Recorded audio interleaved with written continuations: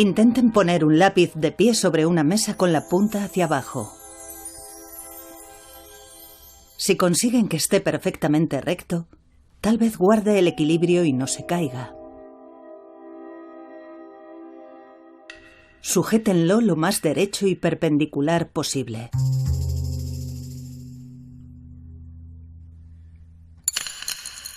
No es tan fácil. Por muy recto que coloquemos el lápiz, siempre se acaba cayendo. Da igual cuántas veces lo intentemos o lo perfectamente vertical que lo pongamos.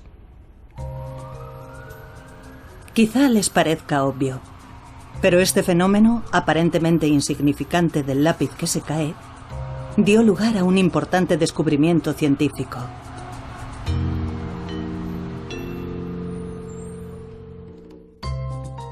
El Premio Nobel de Física de 2013 puso el bosón de Higgs en su punto de mira. Cuando se confirmó la existencia del bosón de Higgs en unas gigantescas instalaciones experimentales, se proclamó como el descubrimiento del siglo. Siempre nos hemos preguntado qué ocurre en el firmamento y hoy hemos logrado un notable avance. Comprendemos mucho mejor nuestro universo. Es, por así decirlo, el ingrediente que faltaba. El comienzo o el fin de una era. La profunda conexión entre el bosón de Higgs y el lápiz que se cae se descubrió gracias a importantes estudios en el campo de la física moderna.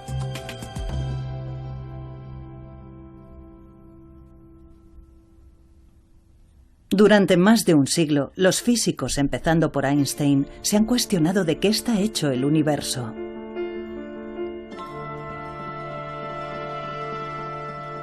Se preguntaban, suponiendo que el universo tuvo un creador, ¿qué clase de plano utilizaría?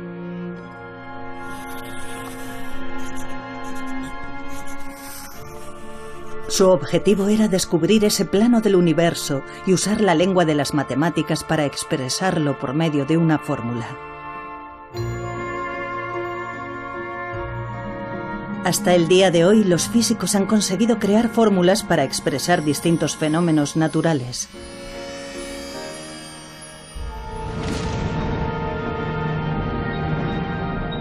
Pero si pudieran encontrar una única fórmula para describir todos los fenómenos del universo, esta sin duda sería la fórmula definitiva. Los físicos están empeñados desde hace mucho tiempo en la búsqueda de esta fórmula definitiva. Debía haber ecuaciones con un significado preciso, elegantes, simples. Nosotros resolveríamos esas ecuaciones y explicaríamos los fenómenos de la naturaleza. El objetivo era tener una única y hermosa teoría que hiciera que todo encajara. ¿De qué está hecho el universo? La búsqueda de la fórmula definitiva ha sido un largo y arduo camino. Los físicos se han enfrentado a innumerables dificultades en la búsqueda de una fórmula perfecta y bella que sea digna de elogio. Un importante descubrimiento dio lugar a un gran hallazgo.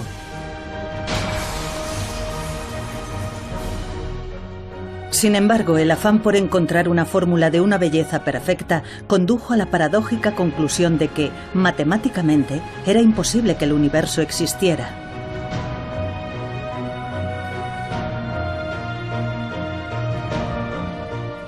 Y así es como llegamos a la idea de los lápices que se caen.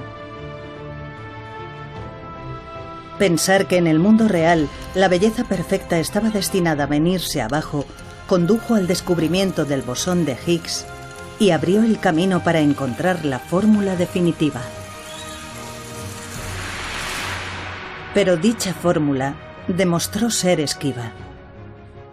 Esta es la historia de la lucha centenaria en la que se embarcaron físicos pioneros en su afán por descubrir de qué está hecho el universo y qué fuerzas lo gobiernan. La fórmula definitiva.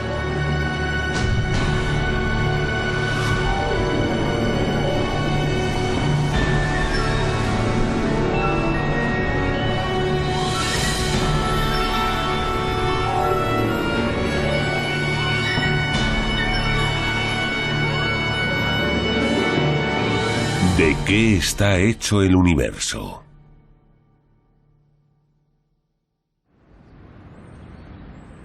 Tal vez les sorprenda saber que a lo largo de los 100 últimos años, los físicos han estado muy cerca de descubrir la fórmula definitiva.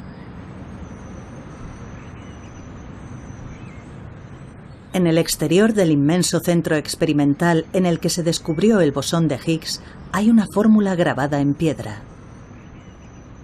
En efecto, esta es la vanguardista fórmula que los físicos creen que está más cerca de la fórmula definitiva.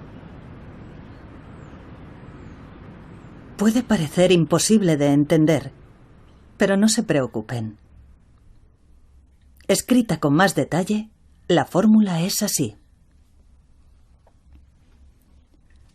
La primera línea es una fórmula que describe las propiedades de las unidades de materia más pequeñas conocidas en el mundo y que reciben el nombre de partículas elementales. Estas partículas elementales se dividen en 4 tipos. Veamos dónde se pueden encontrar estas partículas elementales. Al ser las unidades de materia más pequeñas, se aprecian a la máxima escala microscópica. En primer lugar, están los electrones que orbitan dentro de un átomo. Probablemente estemos más familiarizados con ellos. Seguidamente hay 2 tipos de partículas elementales conocidas como quarks, que forman el núcleo en el centro del átomo. Y por último están los neutrinos, unas partículas caprichosas que escapan del núcleo de vez en cuando. ¿Qué causa que estas partículas elementales permanezcan dentro de los átomos o que escapen de ellos? La respuesta reside en estas 3 líneas. Pero volviendo al átomo, lo que atrae a los electrones al núcleo es la fuerza electromagnética. La unión de los 2 tipos de quarks que forman un núcleo es lo que se conoce como una interacción nuclear fuerte. Y lo que causa que los neutrinos salgan del núcleo es una interacción débil.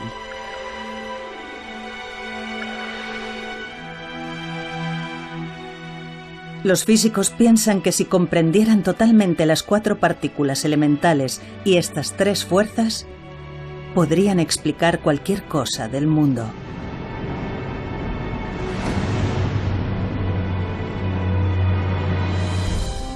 Las 2 últimas líneas hacen referencia a la existencia del bosón de Higgs.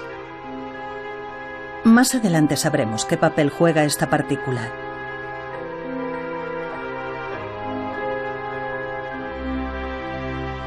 Pero ¿cómo llegaron los físicos a la fórmula que se creía más cerca de la fórmula definitiva? Echemos una ojeada a su épico recorrido que abarcó 100 años. Empezando desde arriba, la primera línea es una fórmula que explica las partículas elementales, las unidades de materia más pequeñas. Detrás de esta fórmula se esconde la historia de un hombre que insistía en que las fórmulas debían ser siempre bellas.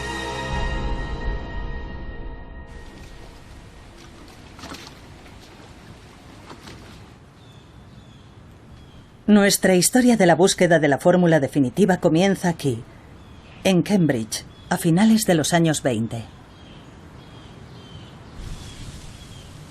Entonces residía aquí un joven físico. Se llamaba Paul Dirac, un genio en su campo.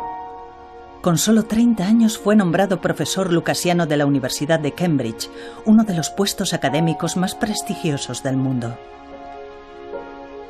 Entre los científicos que ostentan este cargo se incluyen figuras de renombre como Isaac Newton y Stephen Hawking.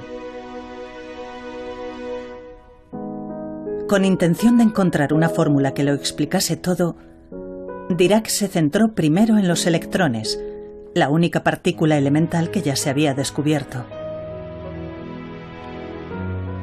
En aquellos tiempos, las propiedades de los electrones se describían con una fórmula conocida como ecuación de Schrödinger, y era posible calcular su energía. Pero se hizo patente que había cierta característica de los electrones que no podía explicarse con la ecuación de Schrödinger. Se trataba del hecho de que, al igual que la Tierra, los electrones giraban sobre su propio eje y además tenían propiedades parecidas a un imán.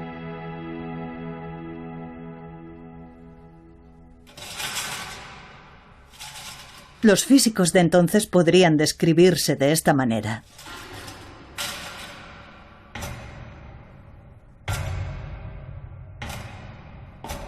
Armados con los mejores conocimientos disponibles, trataban de crear la fórmula correcta para las partículas elementales, pero se topaban con un muro impenetrable.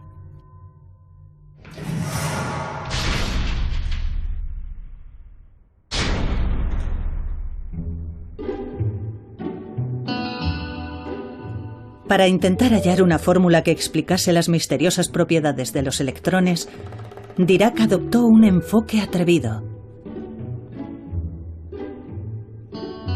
En aquella época, los científicos usaban resultados de experimentos y observaciones para idear nuevas fórmulas. Dirac, en cambio, decidió guiarse por su sentido de la estética. Las leyes físicas han de tener belleza matemática. Ese era el lema de Dirac. Exacto, belleza. Puede parecer que todo esto suena un tanto impreciso para un científico. Al fin y al cabo, algunas personas pueden pensar que este tipo de imagen es bella, mientras que otras considerarían esto como la máxima expresión de la belleza. La belleza está en los ojos del espectador. Sin embargo, para los físicos, la belleza es igual a simetría y se mide por medio de criterios muy específicos. Podemos explicar qué entienden los físicos por belleza usando este tablero de dibujo. Tomemos, por ejemplo, estas dos figuras. Los físicos no dudarían en calificar de bella la figura de la derecha. Les parecerá obvio, dado que es un círculo perfecto, pero hay algo más. Los físicos usan ejes X e Y, iguales que estos, como coordenadas para valorar la belleza. Veamos la fórmula de un círculo en términos de ejes. Cuando rotamos los ejes así, la fórmula no cambia. Eso es lo que hace que la figura sea extraordinaria. Se dice que su fórmula posee simetría rotacional y a los físicos les resulta increíblemente bella.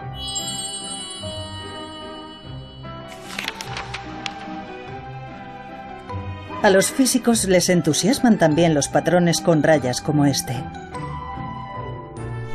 Eso es debido a que, aunque los ejes se muevan, la fórmula que describen las rayas no cambia.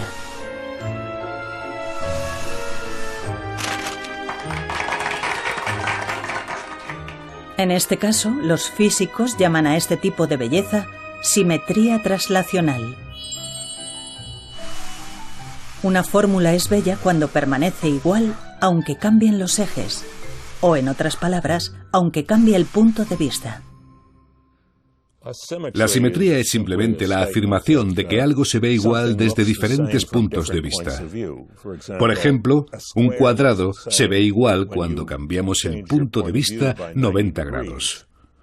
Podemos afirmar que las leyes de la naturaleza no cambian de forma, de contenido, cuando cambiamos de una forma concreta nuestro punto de vista. Había otro tipo de belleza que Dirac valoraba en gran medida: la simetría de Lorentz. Está relacionada con la teoría de la relatividad de Einstein y describe cómo el tiempo y el espacio son en esencia lo mismo. Trabajando a partir de ahí, Dirac alcanzó la siguiente conclusión. Si había algo parecido a un mapa del universo, su belleza sería indudablemente perfecta, es decir, exhibiría diferentes tipos de simetría.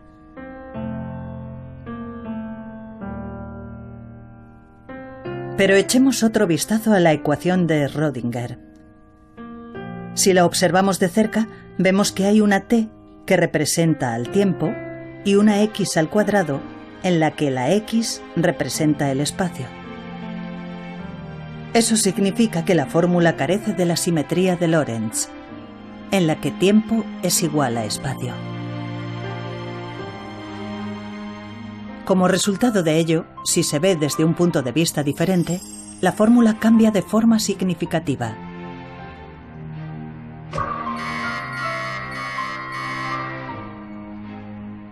Y así, Dirac comenzó a trabajar en una fórmula que tendría todos los tipos de simetría.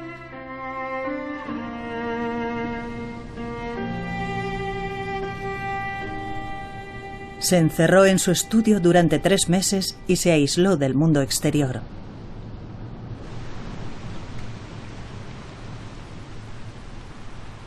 Sus sentimientos alternaban constantemente el júbilo y el miedo, aunque a menudo le invadía el pánico. Pero su lucha y su dedicación a la idea de la belleza al final dieron su fruto. Este es el ensayo que publicó en 1928. En él presentaba la ecuación de Dirac. Tiene una T y una X. Era una fórmula sencilla que poseía incluso la simetría de Lorentz.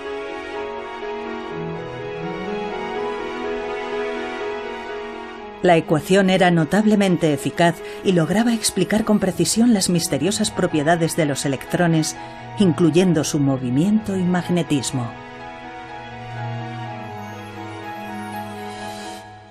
Era sensacional, maravillosa. Yo lloré.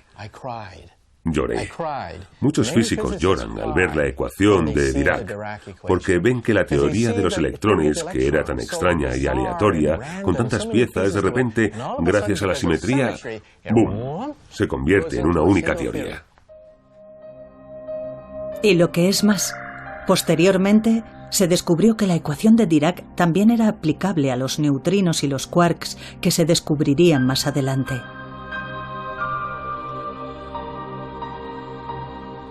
Al incorporar todos los diferentes tipos de simetría, se había descubierto por fin una fórmula que explicaba perfectamente las propiedades de las partículas elementales.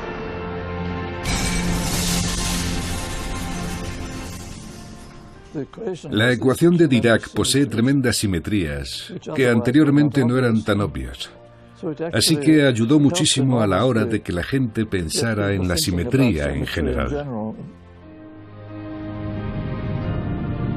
La primera línea grabada en piedra con la fórmula definitiva muestra una forma simplificada de la ecuación de Dirac.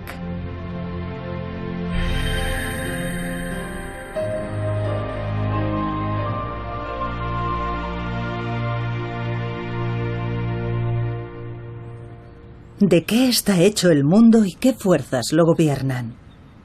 Los físicos se han esforzado por hallar una única fórmula que pueda responder esa pregunta.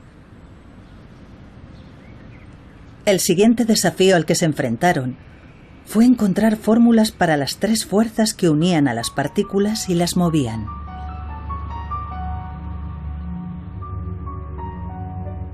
Primero, abordaron la más conocida de las 3 fuerzas, la fuerza electromagnética. La fuerza electromagnética atrae a los electrones al núcleo, pero también une átomos para crear diversas sustancias.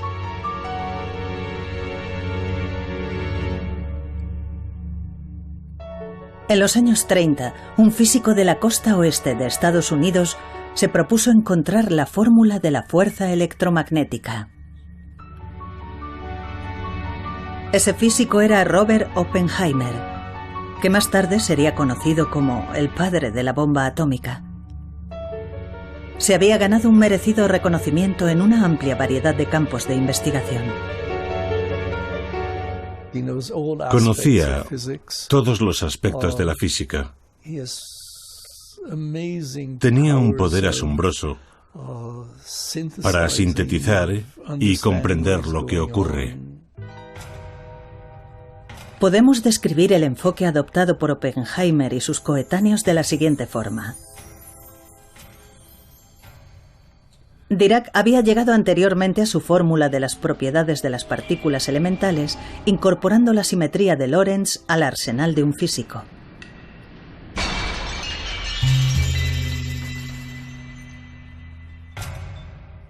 De forma parecida, Oppenheimer y otros físicos pensaban que al incorporar otra clase de belleza, es decir, la simetría, podrían descubrir la fórmula de la fuerza electromagnética.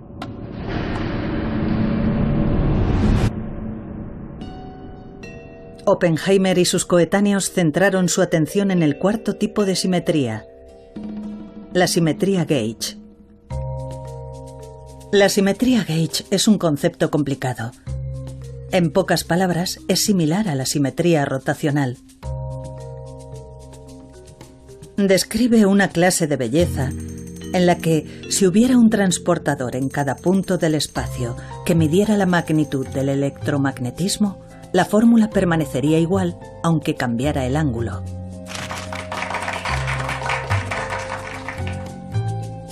Los físicos buscaban desarrollar una fórmula que poseyera los 4 tipos de belleza matemática, incluyendo la simetría gauge. Entonces surgió otra vez una nueva fórmula. Era, por así decirlo, una versión evolucionada de la ecuación de Dirac. Poseía las 4 simetrías y podía explicar las propiedades de la fuerza electromagnética. La fórmula describía un mundo fascinante. Los electrones emiten partículas de luz llamadas fotones que conectan los electrones al núcleo. La idea se basaba en que eran las partículas las que poseían la fuerza.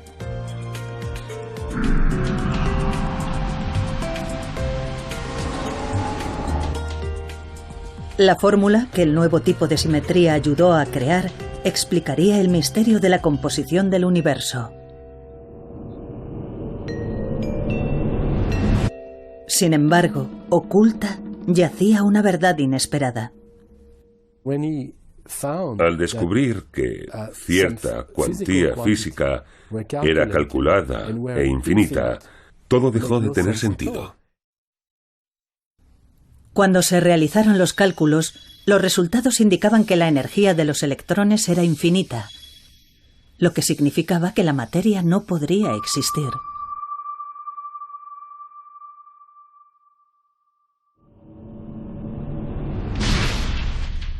¿Por qué los cálculos produjeron el resultado incomprensible de infinito? Oppenheimer y sus compañeros físicos repitieron los cálculos una y otra vez, pero eran incapaces de resolver el problema del infinito.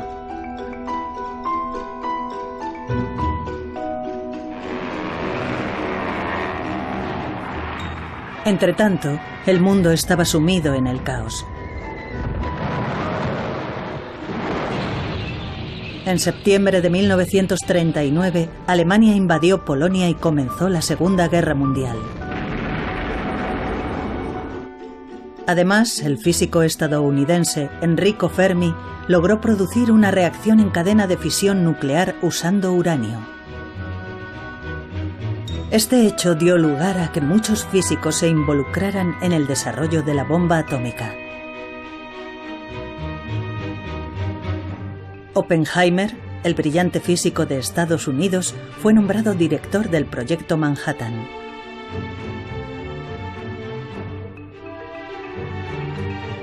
Varios físicos se reunieron en Los Álamos, en el estado de Nuevo México.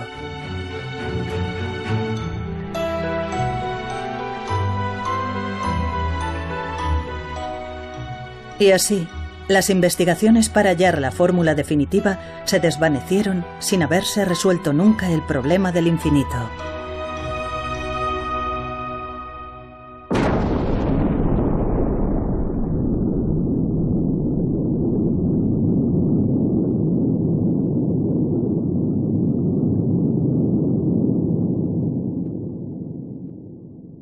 La bomba atómica mató a cientos de miles de personas.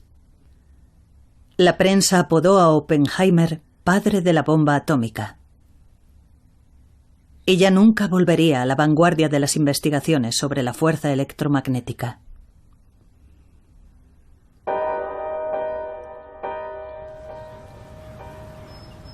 ¿No podría haber tomado Oppenheimer un camino distinto que lo hubiera mantenido en el mundo de la teoría física pura? En 1948, mientras se debatía con su conciencia después de la guerra, recibió una carta de una fuente insospechada. La carta estaba firmada por Shinichiro Tomonaga, un físico japonés del que jamás había oído hablar. Tomonaga afirmó: durante la guerra he encontrado la forma de resolver el problema del infinito. No obstante, no se me permitió la oportunidad de presentar mis hallazgos al mundo occidental. A Oppenheimer le conmovió aquel mensaje inesperado que le llegó desde un país que había sido víctima de la bomba atómica que él había diseñado. Oppenheimer, que reconoció inmediatamente la importancia de lo que se había hecho en Japón, reenvió la carta escrita por Tomonaga a todos los participantes y pidió al físico japonés que escribiera un artículo para publicarlo en el Physical Review y que se difundiera ampliamente. El ensayo de Tomonaga se tradujo y, con la ayuda de Oppenheimer, se publicó en la revista de renombre mundial Physical Review. El mundo se asombró por el ensayo, que presentaba un nuevo método de cálculo que superaba con éxito el problema del infinito. Un físico estadounidense describió la situación de la forma siguiente. De una forma u otra, entre la ruina y el caos de la guerra, totalmente aislado del resto del mundo, Tomonaga había mantenido en Japón una escuela de investigación en física teórica que, en algunos aspectos, iba por delante de todo lo que existía en el resto del mundo en aquel momento.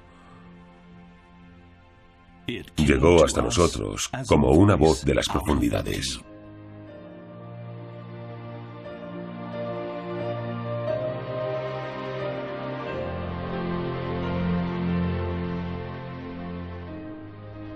Casi al mismo tiempo, dos físicos estadounidenses presentaron una teoría equivalente a la de Tomonaga. En el ambiente de libertad posterior a la guerra, el problema del infinito se resolvió rápidamente. La fórmula desarrollada por Tomonaga y algunos otros físicos dio lugar a unos cálculos cuyos resultados coincidían con los hallazgos experimentales a un nivel asombroso. Un ejemplo de ello es la fuerza del magnetismo de los electrones. Esta es la figura producida por la fórmula que finalmente creó la búsqueda de la belleza. Coincide con la figura observada experimentalmente con una precisión de 10 decimales.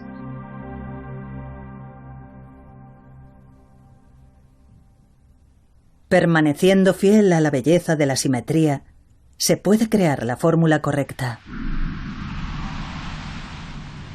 Este principio ideado por Dirac ayudó a descubrir la fórmula de la fuerza electromagnética.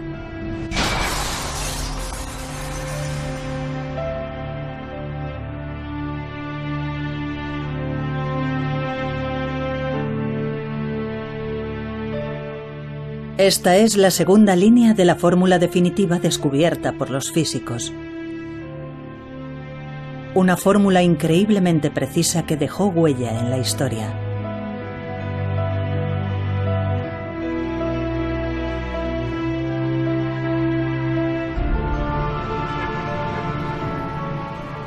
Y así fue descubierta por fin la fórmula de la fuerza electromagnética. Pero a principios de los años 50, los físicos que se esforzaban por descubrir la fórmula definitiva volvieron a sufrir un inesperado parón.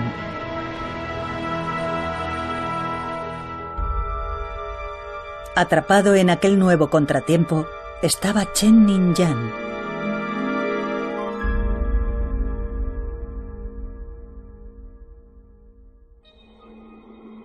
Como recordarán, existen tres fuerzas que gobiernan los movimientos y la conducta de las partículas elementales.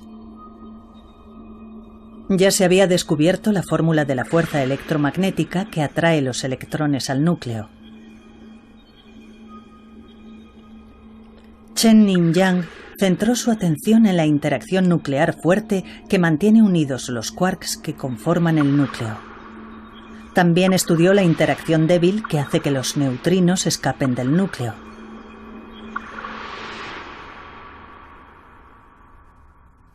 De nuevo fue la belleza de la simetría la que guió a Yang a la hora de buscar fórmulas para estas fuerzas.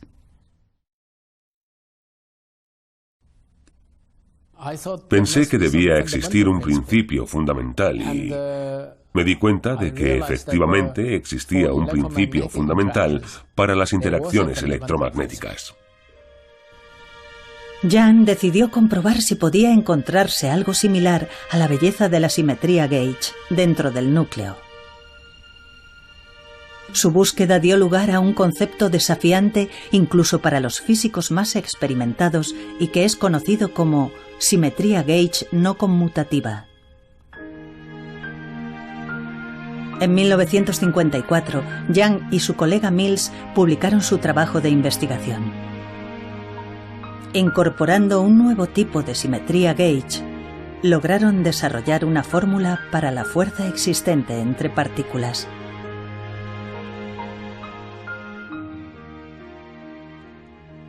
Era como las ecuaciones de Maxwell, solo que más elegante y con un tipo de simetría más ajustada. Yang y Mills habían dado un paso más en la electrodinámica cuántica.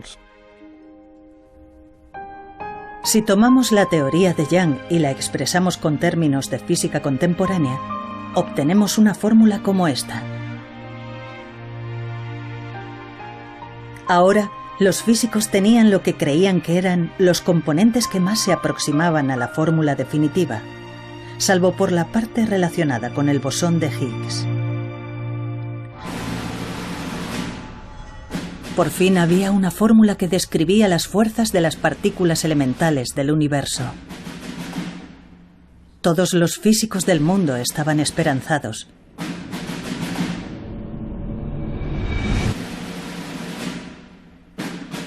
Pero les esperaba otra sorpresa.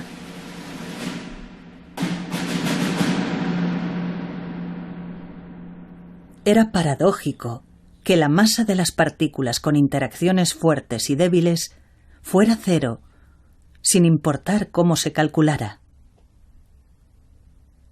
Solo los fotones se sabía que carecían de masa. Todas las demás partículas, como la W y la Z, se suponía que tenían masa. Se sabía que el fotón no tenía masa.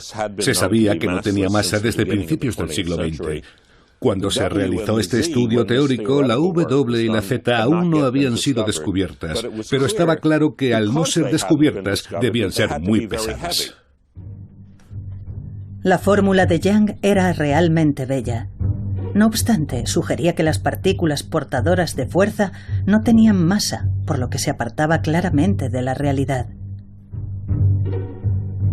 Los físicos se habían volcado en la búsqueda de la belleza perfecta.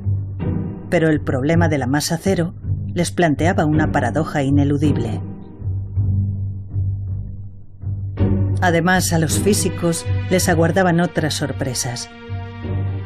Posteriores avances en la investigación de la simetría dio lugar a la notable sugerencia de que no solo las partículas transportadoras de fuerza, sino todas las partículas elementales que constituyen las unidades de materia más pequeñas tenían aparentemente cero masa, al menos de acuerdo con las fórmulas.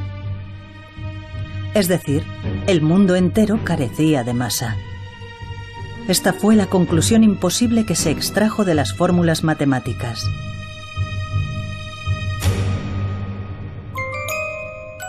Si todas las partículas elementales realmente carecieran de masa, tendríamos un grave problema.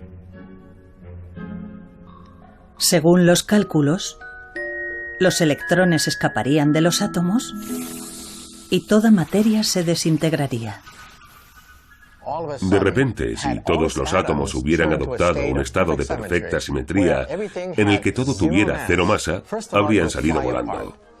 Todas las partículas saldrían volando a la velocidad de la luz y no habría masa estable, ni personas, ni perros, ni gatos, ni ciudades, porque todo estaría siempre en movimiento y no habría materia estable para crear átomos.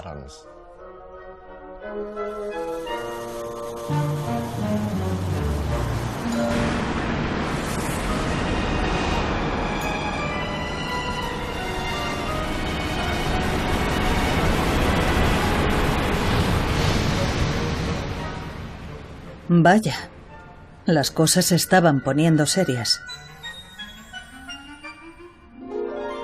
Guiados por la belleza de la simetría, los físicos, supuestamente, deberían haberse acercado cada vez más a la fórmula definitiva. Pero vieron cómo caían en un profundo pozo. El misterio de la masa. Habría que esperar al descubrimiento del bosón de Higgs para que se despejaran todos los misterios.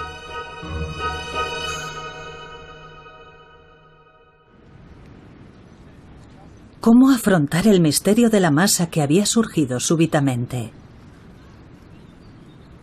En los años 60, en Chicago, en Estados Unidos, surgió un tipo de físico completamente nuevo.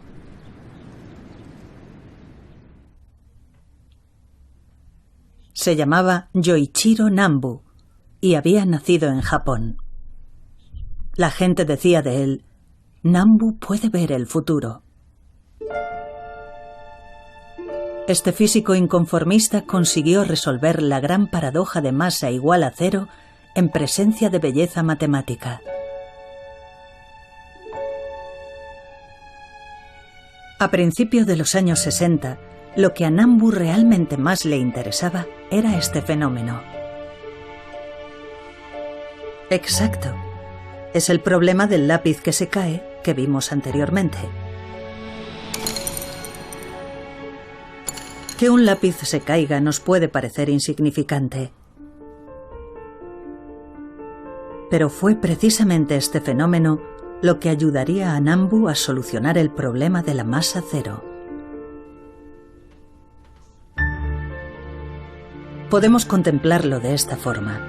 Digamos que hubiera un plano de un lápiz que se sostiene de pie. El plano nos dice que coloquemos el lápiz verticalmente para lo que es preciso, simetría rotacional. ¿Qué pasa si hacemos lo que dice el plano y tratamos de colocar el lápiz de pie? En realidad, la simetría rotacional necesaria para el plano no se puede conseguir. Aunque hay simetría en el plano, esta se pierde en el fenómeno que vemos en la realidad. Este fenómeno recibe el nombre de ruptura espontánea de la simetría, concepto que más tarde le valdría al físico japonés el premio Nobel. A Nambu se le ocurrió que la ruptura espontánea de la simetría también podría hallarse en el plano del mundo natural. Ese fue originalmente el trabajo de Yoichiro Nambu, que es posible que haya asimetrías en las leyes de la naturaleza que no son respetadas por los fenómenos físicos. En 1961, Nambu presentó un ensayo sobre interacción nuclear fuerte. Si usamos el lenguaje de la física contemporánea, el ensayo puede resumirse así. Esta es la fórmula que describe las propiedades de la interacción nuclear fuerte.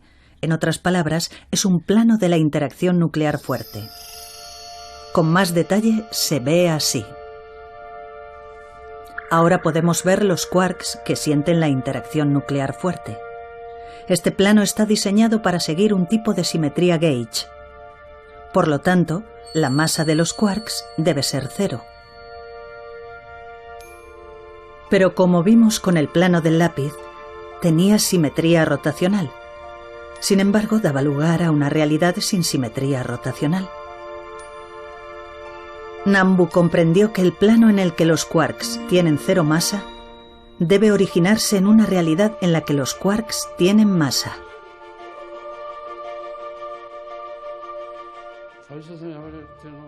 No me di cuenta inmediatamente de la ruptura de la simetría. Fue una solución a la que llegué después de pensar mucho. Al echar la vista atrás, comprendo que era un fenómeno obvio. Este es un sencillo sumario de lo que resolvió Nambu. Después de buscar la belleza matemática perfecta, los físicos se toparon con la paradoja de la cero masa. Pero usando el lápiz que se cae como ejemplo, Nambu consiguió demostrar que la belleza perfecta estaba destinada a desmoronarse y, por lo tanto, dio origen a la masa en el mundo.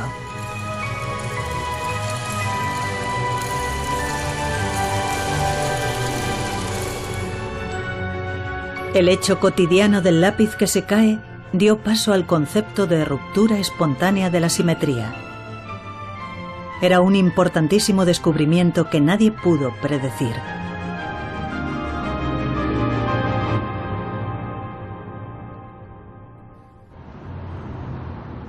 Por fin, llegó el momento de que hiciera su aparición el bosón de Higgs.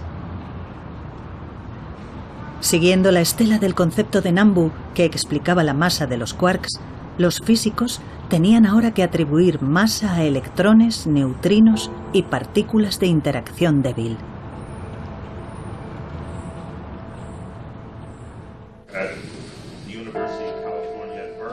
Steven Weinberg es profesor en la Universidad de Texas.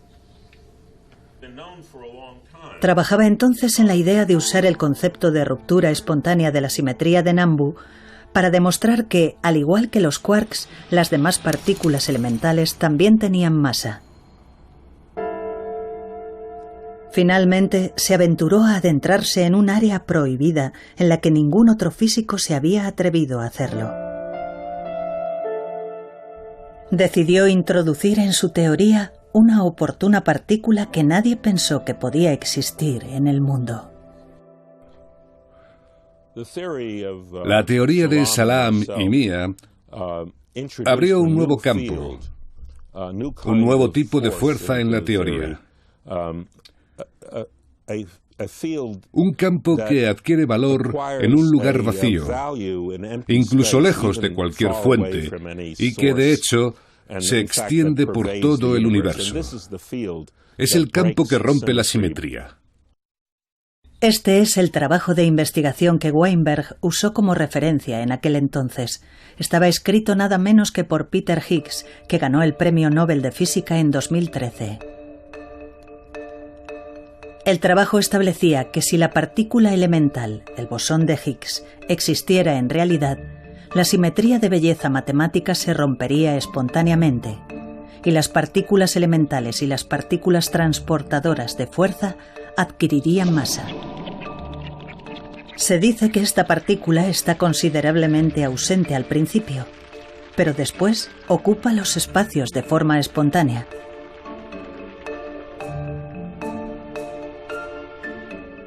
Esta idea se basaba en el concepto de Nambu de que la belleza perfecta que inicialmente existe en el mundo se pierde luego espontáneamente.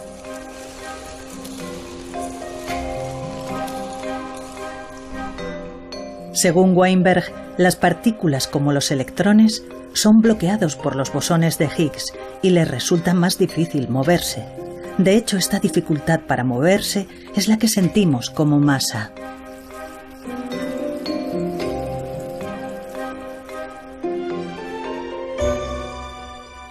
Weinberg presentó su ensayo en 1967.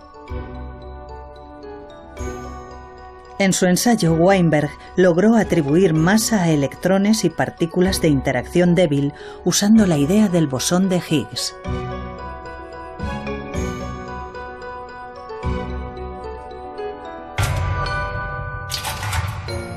A los físicos les había echado para atrás el misterio de la masa, pero con la ayuda del bosón de Higgs habían encontrado finalmente un modo de acercarse más a la fórmula definitiva.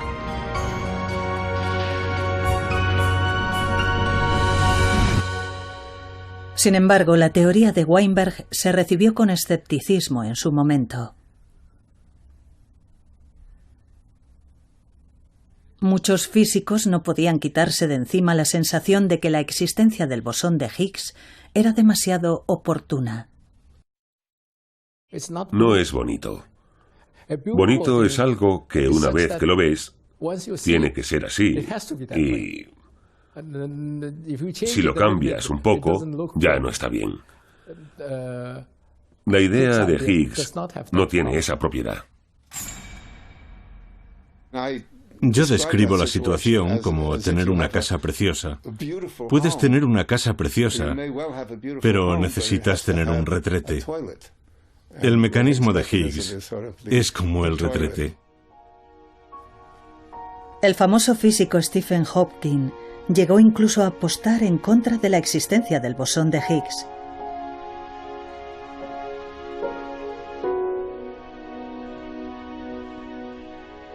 Pero hubo un avance importante en 2012. Habían pasado más de 40 años desde que Weinberg presentó su teoría.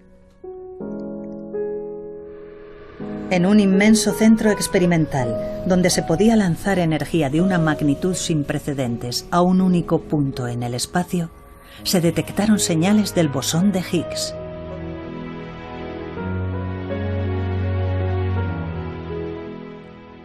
Hoy hemos tenido éxito. Hemos descubierto una nueva partícula, un bosón, probablemente el bosón de Higgs.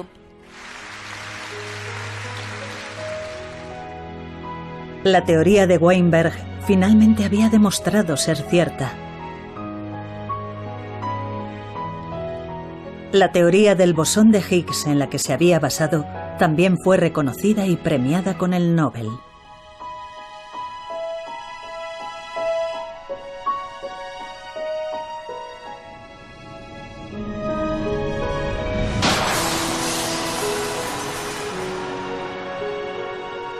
Los físicos habían llegado por fin a una única fórmula.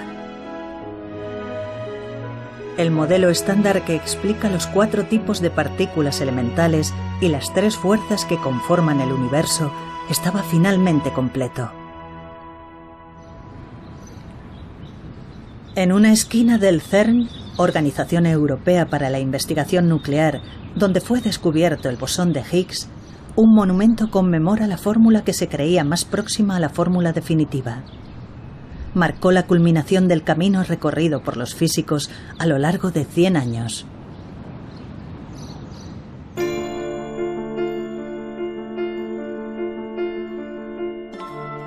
¿Cómo se refleja la bella simetría de la fórmula definitiva en el mundo que nos rodea?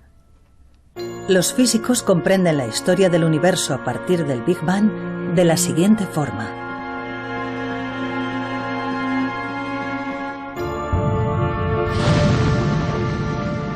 El universo comenzó según el plano que inicialmente mantuvo su perfecta simetría y que es la fórmula definitiva.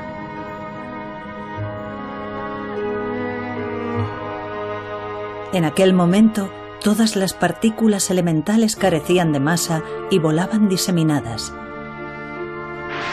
Pero más tarde, como resultado de la ruptura espontánea de la simetría producida por el bosón de Higgs, las partículas elementales adquirieron masa.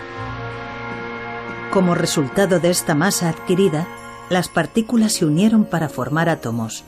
Comenzaron a aparecer estrellas y a crearse las galaxias. Incluso el hecho de que nosotros existamos actualmente en el mundo se cree que ha formado parte siempre de la fórmula definitiva.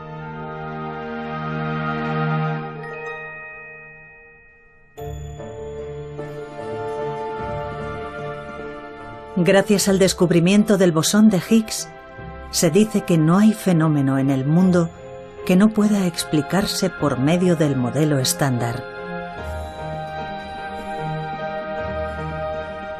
Sin embargo, en vez de celebrar su gran logro, los físicos que desarrollaron el modelo estándar trabajan ahora con decisión y esmero en su próximo objetivo.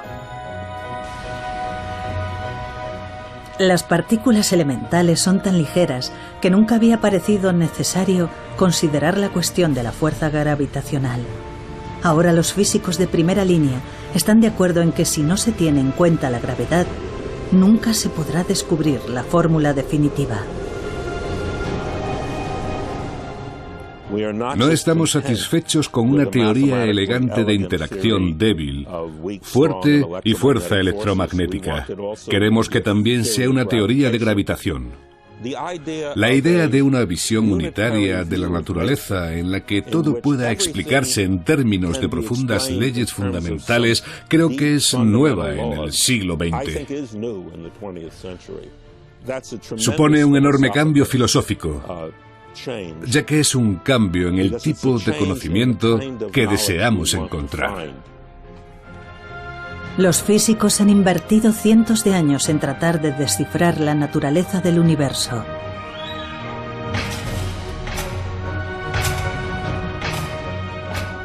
Su cruzada en busca de la fórmula definitiva continúa hasta el día de hoy.